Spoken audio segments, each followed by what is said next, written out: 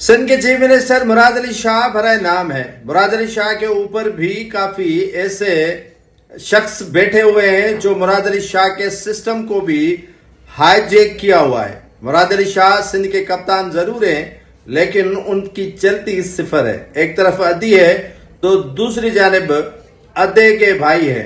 एक तरफ अदी का सिस्टम है तो दूसरी जानिब अदे के भाई का सिस्टम है। पहले एक और भाई था जिससे खुदा खुदा करके जान छुड़ाई, अब दूसरा भाई आ गया है। कहीं से उसके वालिद की अस्पताल निकलती है तो कहीं से उनके वालिदा का सिस्टम निकलता है।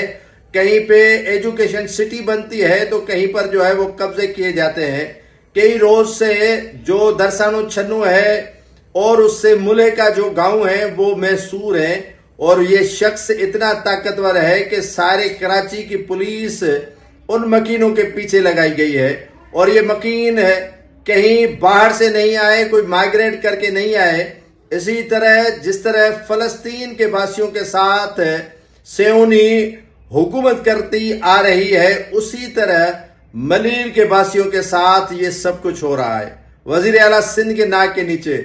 मजे की बात नाज़रीन ये है कि एक MNA हकीम बलोच ही सिर्फ इसी एहतजाज में शामिल है, और जो कहता है कि ऐसा हरगिज करने नहीं दिया जाएगा। आपने लूट खसूट कर ली, कहीं DHA के नाम पे, कहीं बरिया टाउन के नाम पे, कहीं जो है वो एजुकेशन सिटी के नाम पे, कहीं जो है वो NICVD के नाम पे, कहीं कोई अस्पताल जो आज तक काठोड़ और उसके मुलेका इलाके दरसानो छन्नू और गदाप में नहीं बने हैं।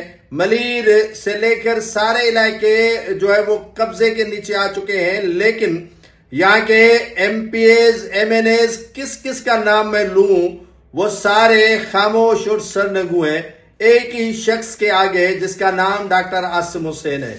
डॉक्टर आसिम हुसैन के आगे सारी सिंध गवर्नमेंट बेबस है, क्योंकि वो सिस्टम चला रहा है और उसके पीछे सदर आसिफ अली जरदारी है।